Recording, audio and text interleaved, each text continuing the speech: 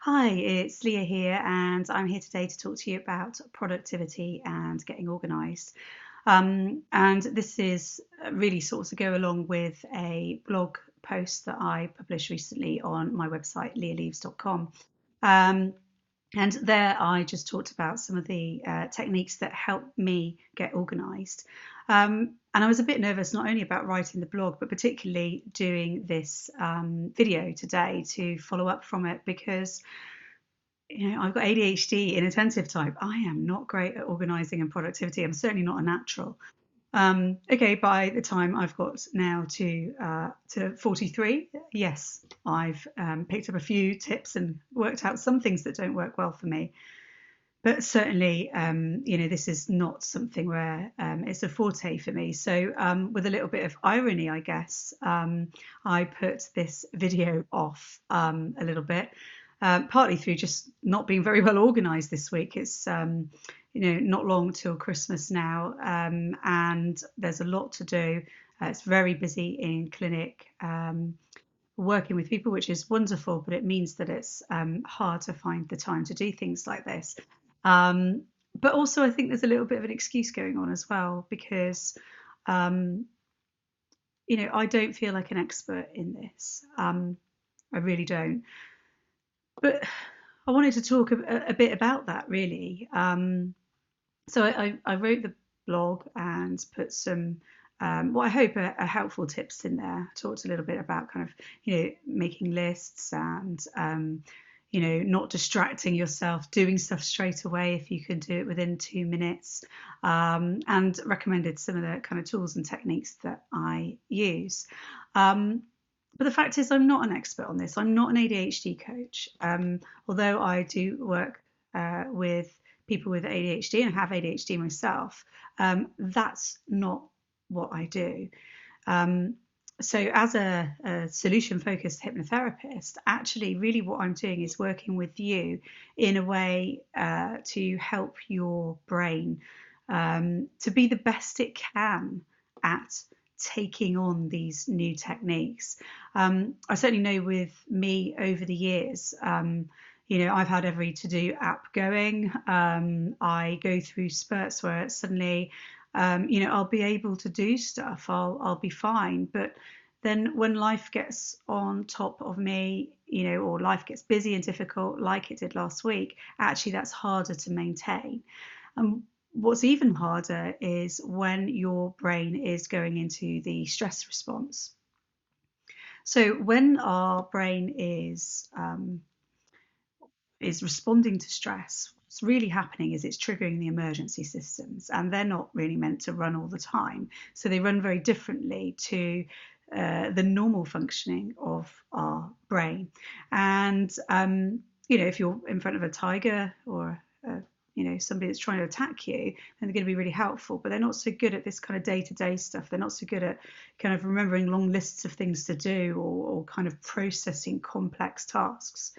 And this is the case for everybody, whether you've got ADHD or not. But if you've got ADHD, of course, that kind of doubles up.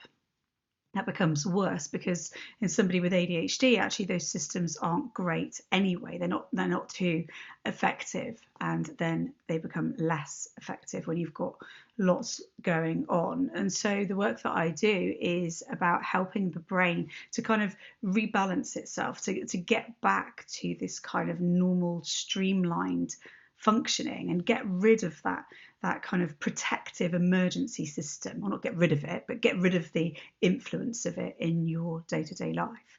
And so that means that, when I work with somebody, actually, I don't advise. I'm not here to tell you that, making lists using the Remember the Milk app is the right thing for you, because just because it works for me and just because I meet you for maybe an hour or two and learn a little bit about you, it doesn't mean that I know that it's the answer for you, and it doesn't mean it is the answer for you. So, I guess that's the important thing to recognize, is that it is important to find the things that are right for you. They're the ones that are going to stick, and you're the expert on you.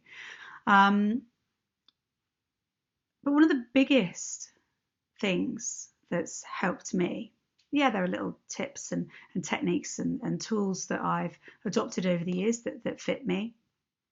But actually, the biggest thing that helped me was getting my diagnosis, because actually, once I realised that it was ADHD that was causing me to be so unable to overcome these difficulties, so unable to be like the other people around me,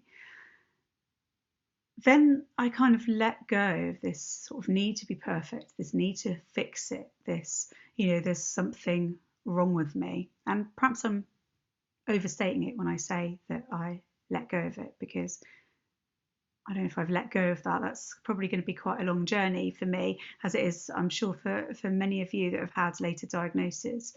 But what has happened is it's allowed me to be a little bit more accepting of myself, accepting of the things that actually I don't find very easy to do, the things that aren't my skill set. I'm great working with clients and helping them to, meet their goals, to be the very best version of who they are. I am not great at remembering all the things I need to do. I'm not great at focusing on all the detailed planning. Left to me, things take ages. I bumble along and I get there eventually, usually, but actually, it's not my skill set.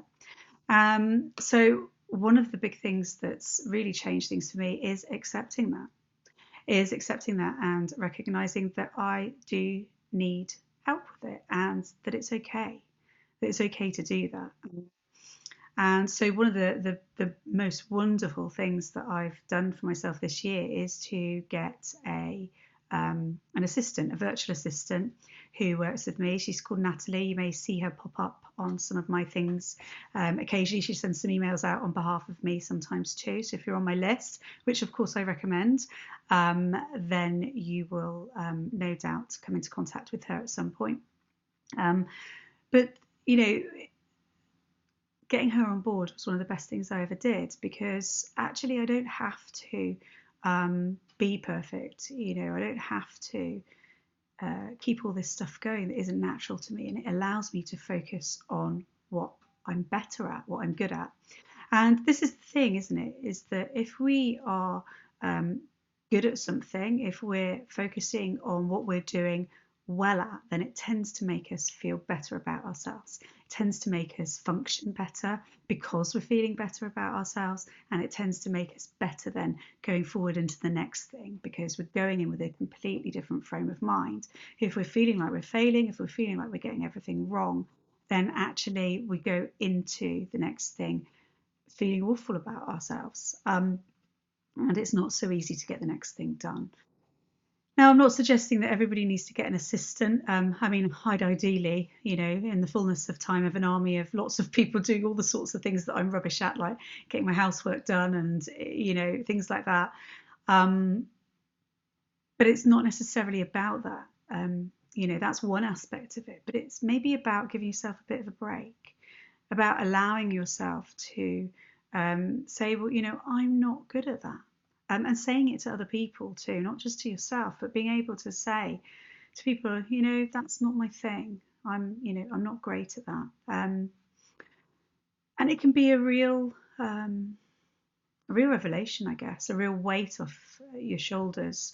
I've worked with all sorts of people over the years as a hypnotherapist, helping people with anxiety and all sorts of other issues.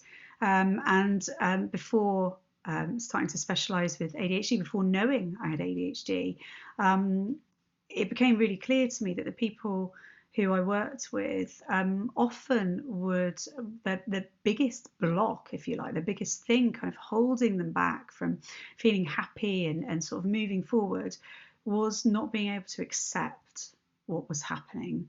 Whether it's because they were ill, perhaps, somebody with rheumatoid arthritis, not being able to accept, and can't blame them. This isn't about kind of it being wrong, but not being able to accept that they can't do the same things, live life in the same way, that that their life is different. And that's a normal part of grief, grieving for the life that you thought you would have had, that you would have liked to have had. But other things, when we resist things, really what we're doing is we're keeping it alive. One of the things or one of the ways that I describe this to people is to imagine that you've got like a pit, a dark pit in front of you, and on the other side of this dark pit is either your negative thoughts or your fears, or the things that you're trying to battle, the things you're not good at in this occasion is what it would be, isn't it? And they're on the other side of that pit, and you've got a rope in your hands and they've got a rope in their hands, and they're trying to drag you into that pit, and you're doing everything you can. I can't see my hands, but I'm trying to pull. You're doing everything you can to pull and pull and pull and pull and stop yourself getting pulled into that pit. So all your focus is on that, and all that detriment of having to go through all that struggle. And really what acceptance is actually accepting the pit's there, but dropping the rope and not worrying about that, turning your focus in a different direction. So I would definitely advise aiming to do that. I'm not saying I'm perfect at it by any stretch, of course, and thank God working with me doesn't require me to be perfect.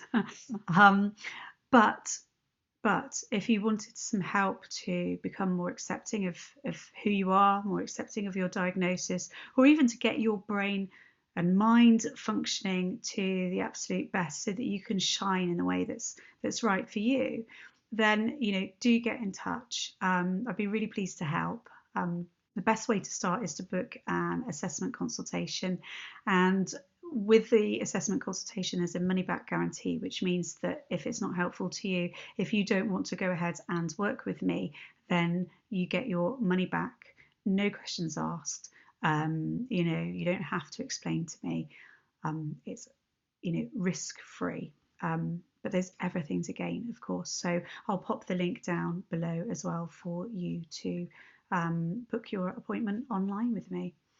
So I hope you have a fantastic day, and if you do manage to become accepting of something today, and perhaps that's something I should do, give you a task. Maybe today, be accepting of something that in the past you would have pulled that rope and got into a tug of war about, and just allow yourself to say to somebody, I'm struggling with this, or I'm not good at this, and let them respond and help. So have a great rest of the day, and I look forward to speaking to you soon. Take care. Bye.